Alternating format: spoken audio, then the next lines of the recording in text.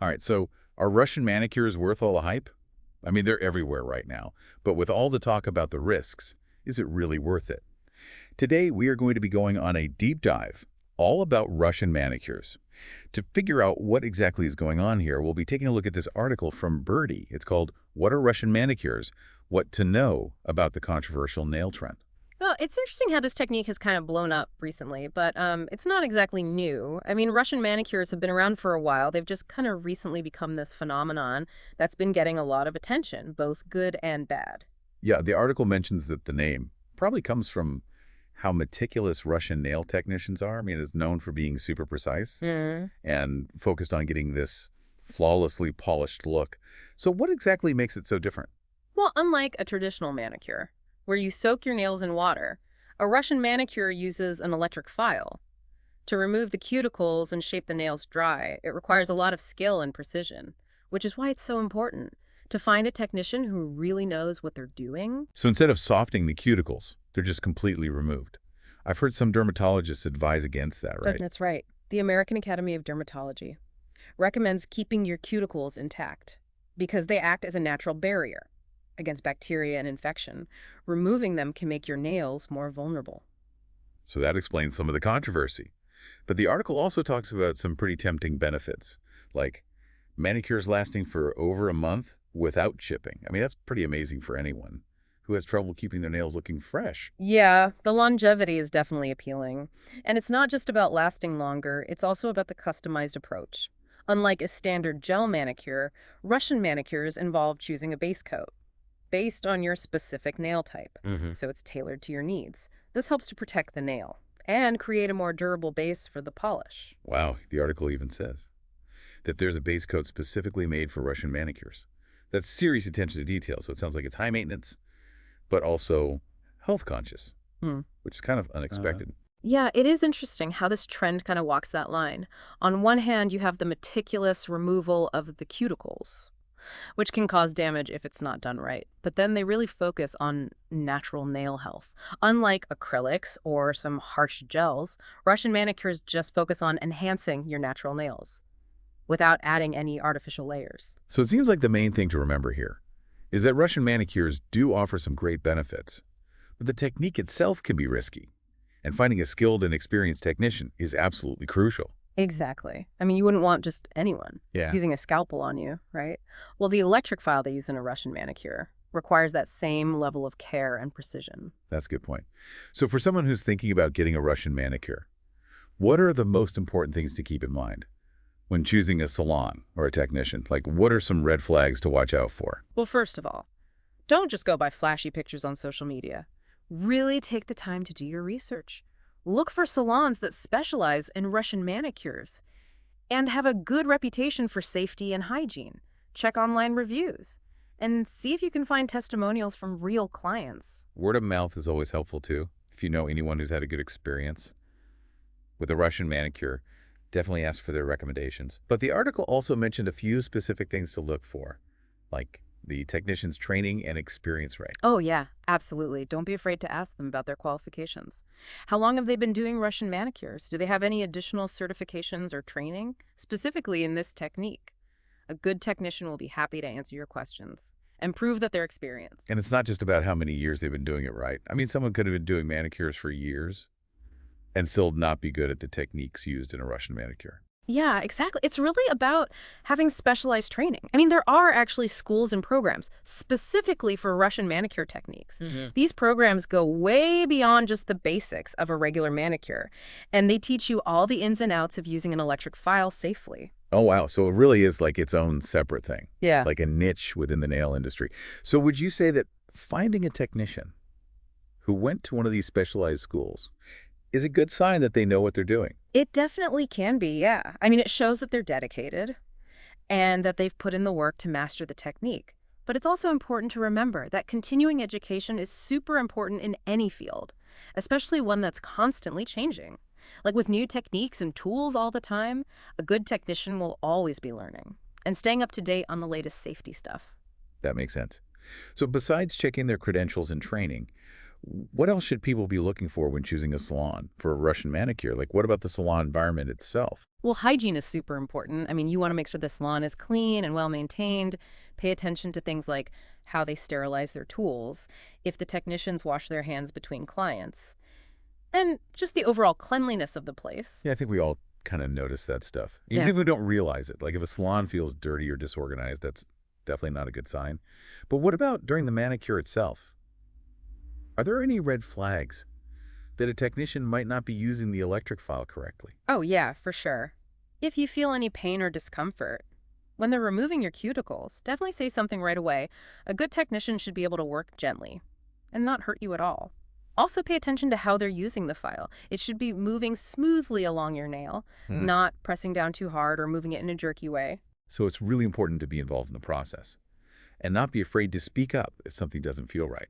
It sounds like good communication between the client and the technician is super important. The article also mentioned that some salons are doing even more to make sure their clients are safe, like going above and beyond the usual sanitation stuff. Can you tell us a bit about that? Yeah, definitely. Some salons are really going the extra mile. For example, some places are starting to use disposable drill bits, so there's no risk of cross-contamination. And others are investing in fancy air filtration systems to get rid of dust and particles in the air, which can be a problem with electric file manicures. Wow, those are some great examples of salons taking safety seriously. It seems like the industry is becoming more aware of how important safety is and making sure clients know what's going on. Yeah, for sure. And that's a good thing. As Russian manicures get more popular, it's really important that both technicians and clients understand the risks and the benefits so they can make smart decisions. All right, so we've talked about the process, the good stuff and the bad stuff. But let's be honest. Why are Russian manicures so popular, even with all the concerns? What is it about this technique that has everyone so obsessed? I mean, even celebrities and influencers are getting them. That's a good question. I think a big part of it is just how they look. A Russian manicure is so clean and precise, it just looks really good. It's a style that says you're sophisticated and you pay attention to detail. And like we said before, they last forever. So for people who are busy and don't want to have to worry about their nails chipping, a manicure that can last for weeks is a dream come true. And it's not just about the practical stuff, right? It's also about the image it projects. Like those perfectly polished nails have become a symbol of luxury and self-care, especially on social media, like Instagram and TikTok. Oh, yeah, definitely. Social media has played a big role in making Russian manicures so popular. I mean, when you see those perfect nails it's not all over your feet, it makes you want them to. It kind of taps into that desire we all have to be perfect and have it all together. It's interesting how beauty trends can reflect what's going on in our culture. It's not just about looks anymore. It's about showing a certain lifestyle. So if someone's thinking about getting a Russian manicure, how can they navigate all of this? I mean, the risks, the benefits, and the social pressure. It really comes down to making smart choices. Before you book an appointment, do your research, understand the process, and weigh the pros and cons. Don't just get caught up in the hype. Think about what's important to you when it comes to your nails. Is it how long they last, how they look, the health of your nails, or a combination of all of those things? And at the end of the day, the decision should be based on what feels right for you, both how you want your nails to look and what's important to you. Exactly. There's no right or wrong answer. The important thing is that you're making a conscious choice. That works for you and your priorities. Well, we've covered a lot today. We've talked about what goes into a Russian manicure, the potential risks and benefits, and why they've become so popular. But we're not done yet. In part 3, we'll wrap things up with some final thoughts and advice for anyone who's considering this trendy manicure technique. Stay tuned. Welcome back to our deep dive all about Russian manicures. We've been talking about the process, the potential risks, and of course all the hype. So now let's put it all together and talk about what this all means for you. Yeah, we've covered a lot of ground today, but I think the most important thing to remember is that the more you know about something, the better decisions you can make. You can really figure out what's best for you and your own priorities. That's so true, especially with something like Russian manicures, where there are some potential risks. You really want to be informed. Exactly. I mean, yeah, those long-lasting, perfect nails look amazing. But you got to think about the downsides, too. And that means understanding the procedure itself and thinking about your own nails and how much risk you're comfortable with. So for those of you out there Yeah. who are interested in Russian manicures, but still not sure if it's right for you, what are some questions you should ask yourself? before you book that appointment? Well, first of all, think about the health of your nails. Are they strong, or do they tend to break or peel easily? If you have any nail problems already, it's really important to talk to a dermatologist or a nail technician before you get a Russian manicure. That's a great point. It's easy to get caught up in the hype and forget to think about how it might affect us. Yeah, definitely. And it's not just about your physical health either. Think about your lifestyle, too. Does a Russian manicure really fit in with your life? Do you work with your hands a lot? Do you like to change your nail color all the time? A Russian manicure lasts a long time, which can be good or bad depending on you. That's something I hadn't really thought about. If you love trying new nail art or colors all the time, getting a manicure that lasts for a month might not be the best idea. Right. But on the other hand, if you don't like dealing with chipped polish and you just want something that's low maintenance, then a Russian manicure might be perfect. So it's all about finding what works for you. Exactly. And of course, there's the cost. Russian manicures are usually more expensive than regular manicures. So you got to think about if it's worth it for you. The article mentioned that some salons are doing these hybrid manicures where they combine Russian techniques with gel techniques. Maybe that's a good option for someone who wants to try it out but doesn't want to go all in. That's a good idea. Hybrid manicures let you get a feel for the Russian style without doing the full cuticle removal. It's a good way to test it out. So let's say you've thought about everything and you've decided to go for it.